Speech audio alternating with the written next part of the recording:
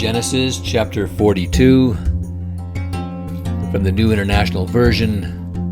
Joseph's brothers go to Egypt.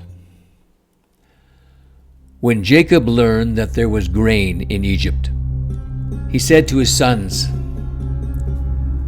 "Why do you just keep looking at each other?" He continued, "I have heard that there is grain in Egypt. Go down there and buy some for us, so that we may live and not die."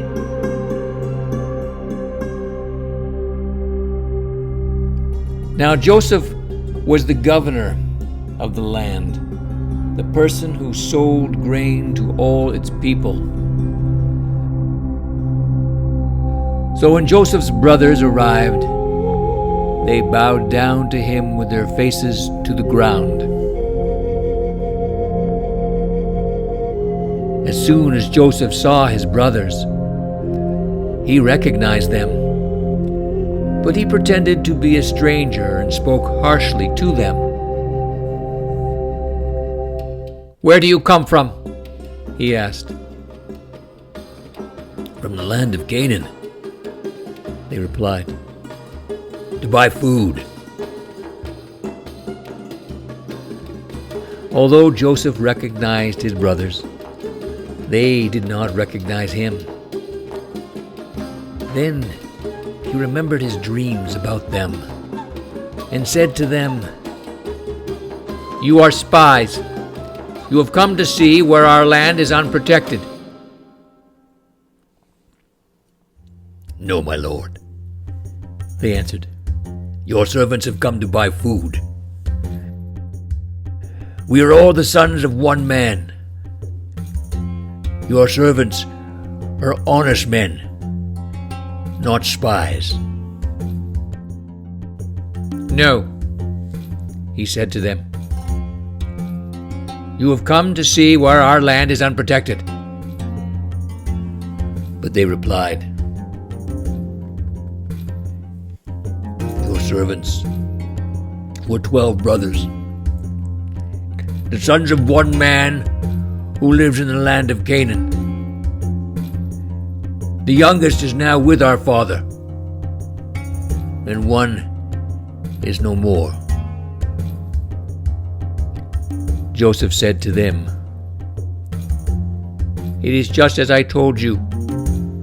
You are spies, and this is how you will be tested.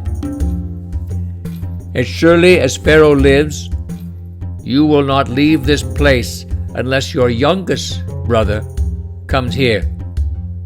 Send one of your number to get your brother. The rest of you will be kept in prison, so that your words may be tested to see if you are telling the truth. If you are not, then as surely as Pharoh lives, you are spies." And he put them all in custody for 3 days. On the third day, Joseph said to them, "Do this, and you will live, for I fear God. If you are honest men, let one of your brothers stay here in prison, while the rest of you go and take grain back for your starving households.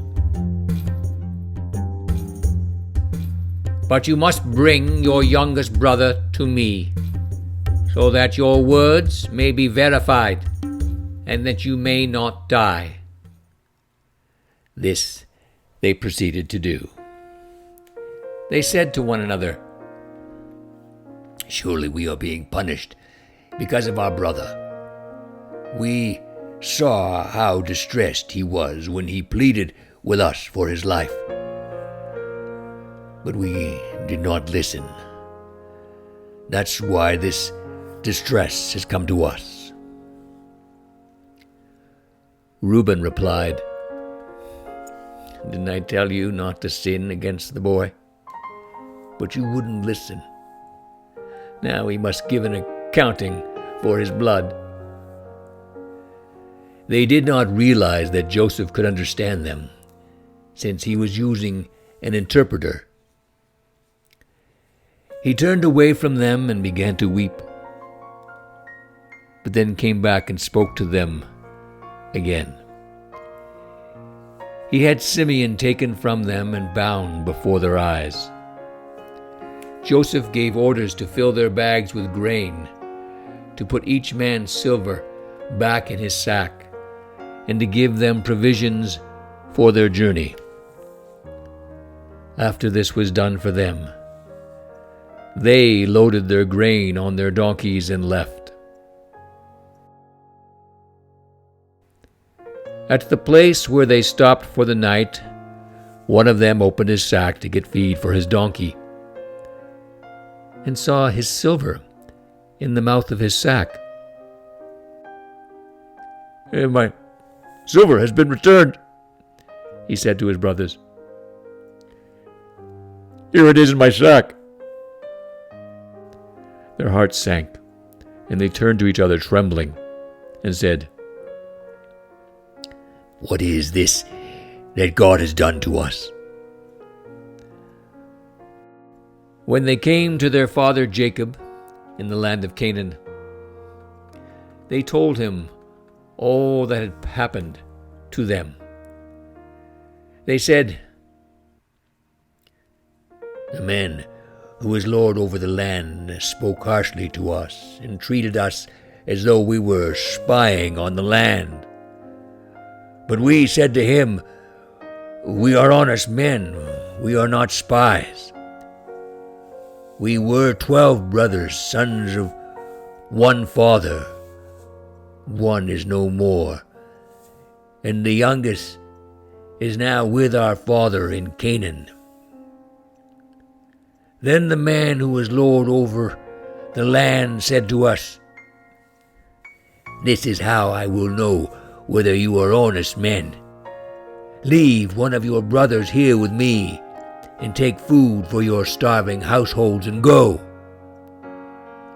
But bring your youngest brother to me, so I will know that you are not spies, but honest men. Then I will give your brother back to you, and you can trade in the land.' As they were emptying their sacks, there in each man's sack was his pouch of silver. When they and their father saw the money pouches, they were frightened. Their father Jacob said to them, 'You have deprived me of my children. Joseph is no more, and Simeon is no more, and now you want to take Benjamin? Everything is against me.' Then Reuben said to his father, 'You may put both of my sons to death if I do not bring him back to you. Entrust him to my care, and I will bring him back.' But Jacob said, 'My son will not go down there with you. His brother is dead, and he is the only one left. If harm comes to him on the journey you are taking, you will bring my gray head down to the grave in sorrow.'